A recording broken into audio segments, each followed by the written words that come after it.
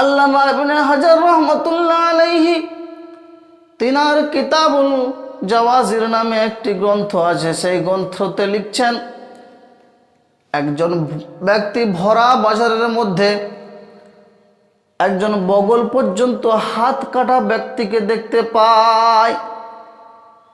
সে ব্যক্তি চিৎকার করে বলতেছে, তোমরা আমাকে দেখো, আমাকে দেখো, আমার হাতের দিকে দেখো, হাতের দিকে লক্ষ্য করো, আর আমাকে দেখে শিক্ষা নাও। সেই ব্যক্তি গুটি গুটি পায়ে হাত কাটা ব্যক্তির সামনে যায়। যাওয়ার পরে তাকে জিজ্ঞাসা করে, ভাই তুমি কেন এমন করে বলতেছো যে আমাকে দেখে শিক্ষা অর্জন করো, আর তোমার হাতি বা বগল পর্যন্ত কেন কাটা? লোকটি বলল, এর একটি বিস্ময়কর ঘটনা রয়েছে, এর একটি বহুত লম্বা চওড়া কাহিনী রয়েছে। আমি আগে ছিলাম জালিম, আমি আগে ছিলাম অত্যাচারীদের সাথ দিতাম, তাদের সাহায্য করতাম। একটা জেলে একদিন নদীর ধারে মাছ ধরতে যায়। সে একটা বড় মাছ পায়, খুবই বড় মাছ, যা দেখে আমার লোভ সামলাতে পারলাম না। তাকে আমি বললাম, মাছটি আমাকে দিয়ে দাও। কিন্তু সে বলল, না না, আমি তোমাকে মাছ দিতে পারলাম না,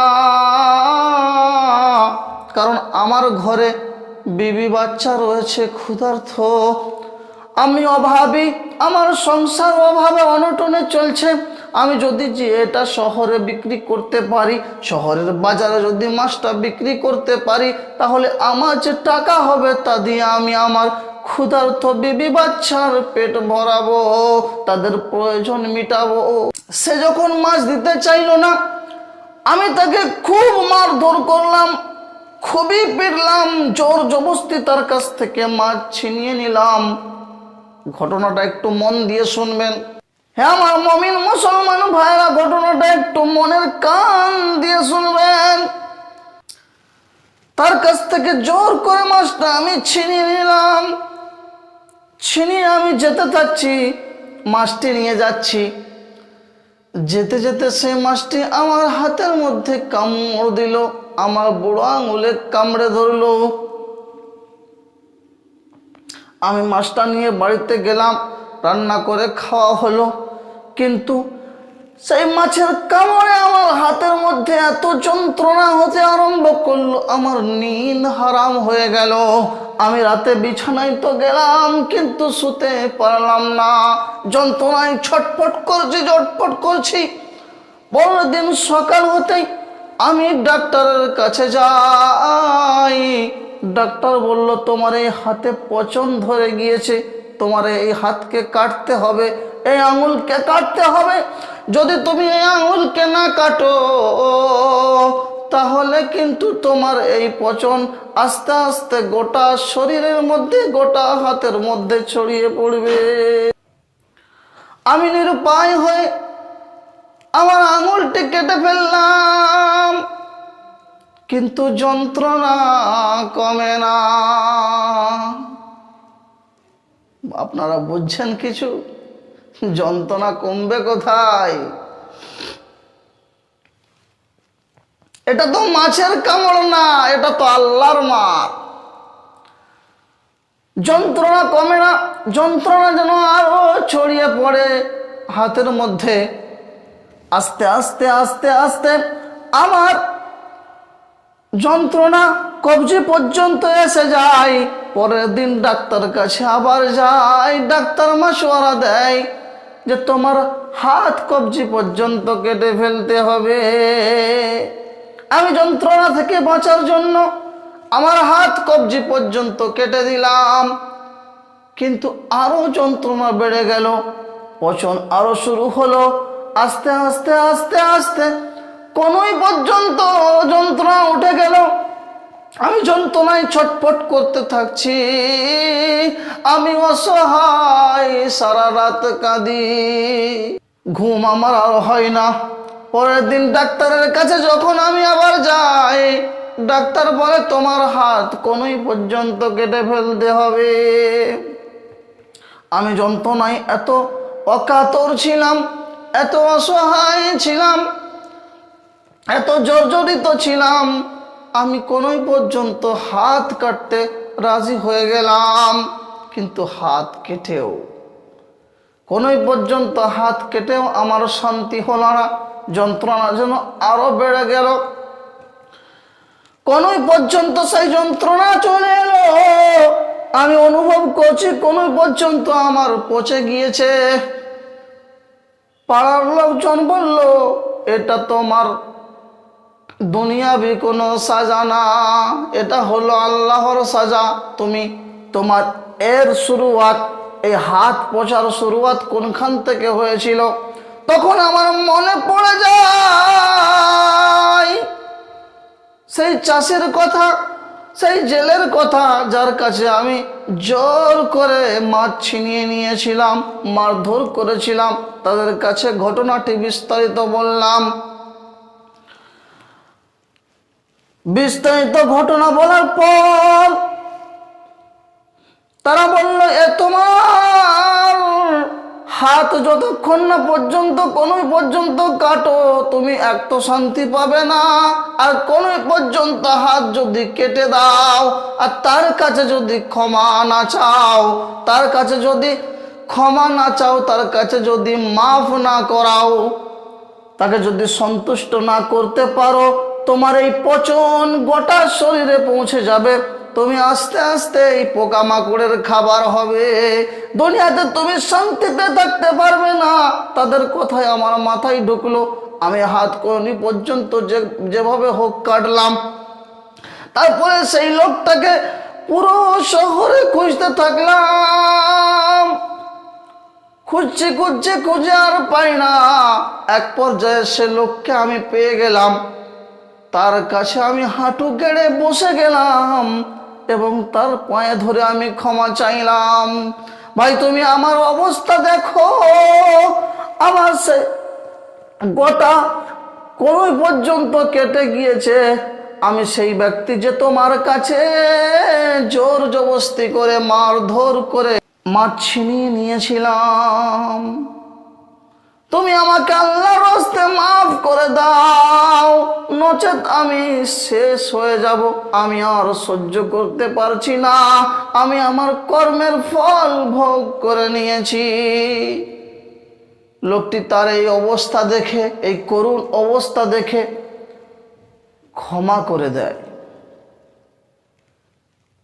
তখন এই লোকটি আবার, হাত কাটা লোকটি আবার জিজ্ঞাসা করে, ভাই একটা কথা আমি তোমার কাছে জানতে চাই, আমি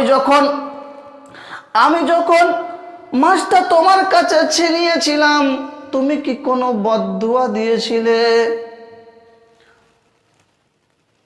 জেলে বলে, আমি হ্যাঁ, তখন বদদুয়া দিয়েছিলাম।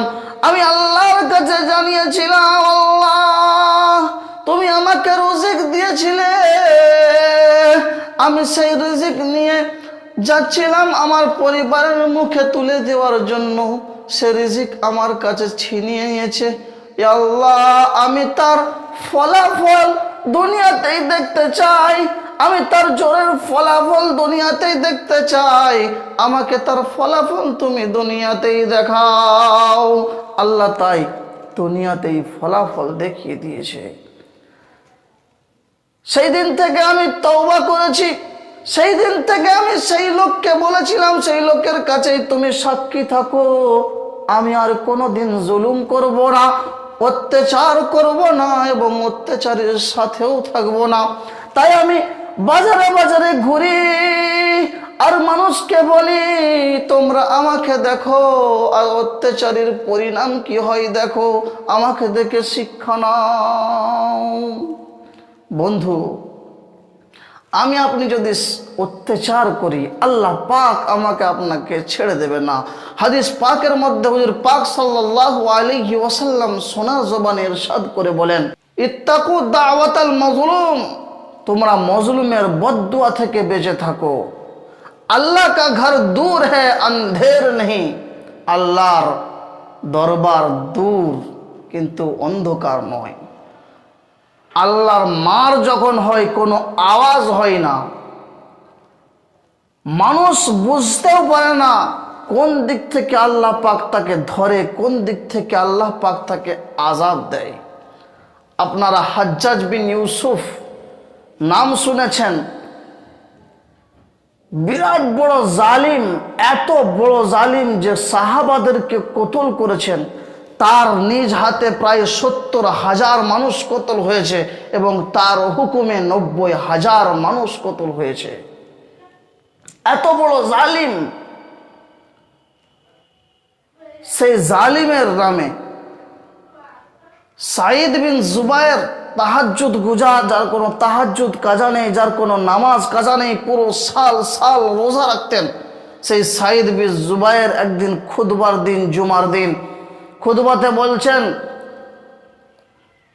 যে হাজ্জাজ বিন ইউসুফ যেন আল্লাহকে ভয় করে, জুলুম থেকে যেন ফিরে যায়। তার এই বক্তব্য হাজ্জাজ বিন ইউসুফের কানে যায়। হাজ্জাজ বিন ইউসুফ সাঈদ বিন জুবায়েরকে ডাক দিয়ে বলে, এ সাঈদ, তুমি কি জানো আমি তোমাকে এখনই মারতে পারি, তোমাকে আমি বাঁচাতেও পারি, তোমাকে আমি মেরে দিতেও পারি।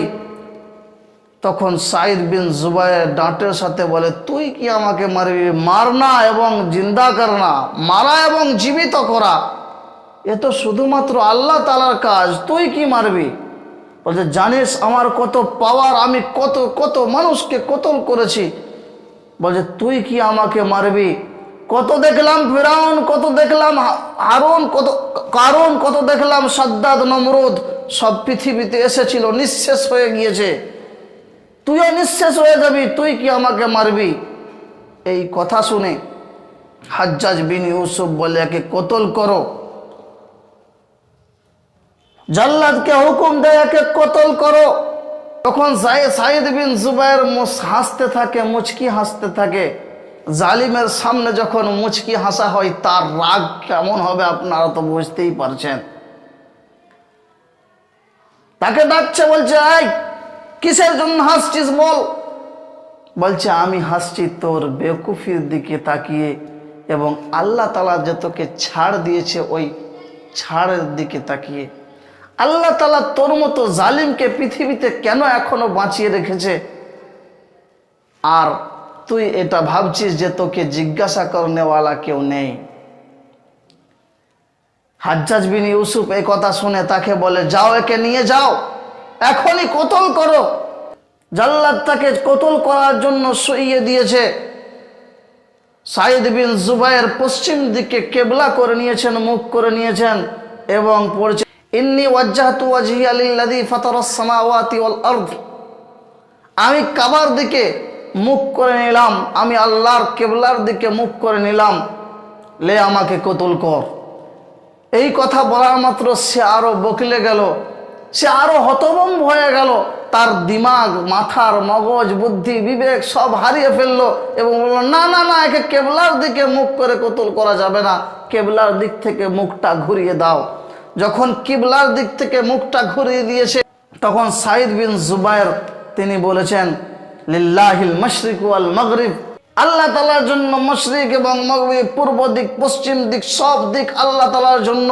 যেদিকেই তুমি মুখ করো না কেন, আল্লাহকে সামনে পাবে। যখন এ কথা বলেছে তখন বলছে, একে আমার দরবার থেকে বাইরে নিয়ে যে কতল কর। দরবার থেকে বাইরে নিয়ে যে যখন কতল করতে আরম্ভ করেছে, জাল্লাদ যখন তরবারি উঠিয়েছে, তখন সাঈদ বিন জুবায়ের রাদিয়াল্লাহু তাআলা আনহু আল্লাহর দরবারে একটা দোয়া করেছিলেন, একটা প্রার্থনা করেছিলেন যে, আল্লাহ আমার পরে এর অধীনস্থ কাউকে করো না, আমার পরে কারো ওপর একে ক্ষমতা দিও না। কতল যখন করে দিয়েছে, তার এত রক্ত প্রবাহিত হয়েছে যে সমস্ত দরবার ভিজে গিয়েছে। হাজ্জাজ বিন ইউসুফ তা দেখে একটু ভয় খেয়ে গিয়েছে এবং বলেছে, কেন আমি এত কতল করেছি, কারো এত রক্ত বার হয় না, সাঈদ বিন জুবাইরের রক্ত এত কেন প্রবাহিত হলো? তাকে বললেন লোকেরা তার দরবারের, যে আজ পর্যন্ত যারা কতল হয়েছে তারা ভয় খেয়ে গেছে কতল হওয়ার পূর্বে, হত্যার পূর্বে, কিন্তু একে যখন তুমি কতল করেছো এ ভয় খাই না, যার কারণে সমস্ত রক্ত শরীরের প্রবাহিত হয়ে গিয়েছে। তারপর দিন সকাল রাত্রি যখন হয়েছে, স্বপ্নের মধ্যে যেন সাঈদ বিন জুবায়ের এসেছে এবং বলছে, বল তুই আমাকে মেরেছিস কেন? এর উত্তর দে, আমার কি অন্যায় ছিল? রাতে তার ঘুম হারাম হয়ে গিয়েছে, যেখানে যাই তার কথাই মনে পড়ে, বাথরুমে যাই, খেতে যাই, শুতে যাই, আসনে যাই, যেখানে যাই না কেন সাঈদ বিন জুবায়েরের কথা মনে পড়ে। মানুষ যখন জুলুম করে, মানুষ যখন গুনাহ করে, তখন সে মন মানসিকতা সব হারিয়ে দেয়, মানসিক রোগী হয়ে যায়। কিছুদিন পরে তার পেটে ব্যথা হতে আরম্ভ করে, হাজারো ডাক্তার দেখায়, কোনো ডাক্তার তার রোগের চিকিৎসা করতে পারে না। অবশেষে বাগদাদ থেকে একটা হাকিম আসে, বিজ্ঞ ডাক্তার আসে। সেই ডাক্তার এসে পেটে হাত দিয়ে দেখে যে পেট তো ঠিক আছে, শরীর তো ঠিক আছে, কিন্তু তোমার রোগ কোনো ধরা যাচ্ছে না। এর একটাই শেষ চিকিৎসা আছে, তা হলো পূর্বের জামানায় এখন যেমন আলট্রাসোনোগ্রাফি করে, তখন পূর্বের জামানায় এর একটা চিকিৎসা ছিল, সেটা হলো এক টুকরো গোশত গলা দিয়ে পেটে পৌঁছানো এবং গলা থেকে আবার টানা, এবং সেই গোশত দেখে পরীক্ষা করা পেটে কি হয়েছে। তো এক টুকরো গোশত তার গলা থেকে পেট পর্যন্ত ডাক্তার পৌঁছায়। পেটে যখন পৌঁছে যায়, পেট থেকে যখন আবার টানে আস্তে আস্তে আস্তে আস্তে, যখন গোশত টুকরোটা মুখের কাছে এসেছে, যখন গোশের টুকরোটা মুখের কাছে এসেছে, তখন এত দুর্গন্ধ বার হয়েছে যে দরবারে যারা ছিল সব ছুটে পালিয়ে গিয়েছে এবং হাকিমও যে ছিল সেও ছুটে পালিয়ে গিয়েছে। কিছুক্ষণ পর মুখ হাত বেঁধে যখন হাকিম এসেছে, তখন বলল, হাজ্জাজ বিন ইউসুফ জিজ্ঞাসা করছে, তুই তো হাকিম, তুইও কেন পালালি? তখন হাকিম বলছে, এটা কোনো দুনিয়াবি রোগ নয়, এটা হলো আসমানি রোগ, এটা তোর জুলুমের কারণে হয়েছে, এটা তোর গুনাহের কারণে হয়েছে, এ রোগের কোনো চিকিৎসা নেই। হাজ্জাজ বিন ইউসুফ সেই পেটের ব্যথা নিয়ে তড়পাতে তড়পাতে থাকে। এক সময় তার পরিবার পরিজন তার থেকে আলাদা হয়ে যায় এবং শেষে একটা কামরায় তাকে বন্দী করে দেওয়া হয়, এবং সে কামরা থেকে বেরোনোর জন্য বহু চেষ্টা করে, কিন্তু তাকে বের হতে দেওয়া হয়নি। সে দেওয়ালে মাথা ঠুকে, দরজায় মাথা ঠুকে, জমিনে মাথা ঠুকে, কিন্তু তার মৌত আসে না। অনেক দিন, বহুদিন এই কষ্ট সহ্য করার পর যখন মরণের সামনে এলো, তখন সে কিছু লোককে সামনে ডেকে বলে, আমি কিছু কথা বলবো, এই দুটো কথা রেখো। সে তো এক সময় বাদশা ছিল, তাই কিছু কাছের লোকেরা তার কথা মেনে নিল। হ্যাঁ ঠিক আছে, আপনি কি বলতে চান বলুন, কি বলতে চান বলুন, আমরা আপনার কথাটুকু মানব। বলছে, একটি কথা, আমি যখন মরে যাব আমাকে রাত্রে দাফন করবে। বলছে, আচ্ছা ঠিক আছে, রাত্রে দাফন করব। আর কি করতে হবে? বলছে, সকাল হওয়ার আগে আমার কবরটা পৃথিবী জমিনের সাথে মিশিয়ে দেবে। তখন তারা বলল, তুমি তো কালমা পড়েছো, আর কালমাওয়ালাদের জন্য রসুল বলেছেন কমসে কম কবর যেন 1 চাকর উঁচু হয়। সে বলল, আমি জানি আমি কত বড় জালিম, মানুষের সাথে কত অত্যাচার করেছি, আমি মরে যাওয়ার পর মানুষ আমার কবর কেউ ছাড়বে না।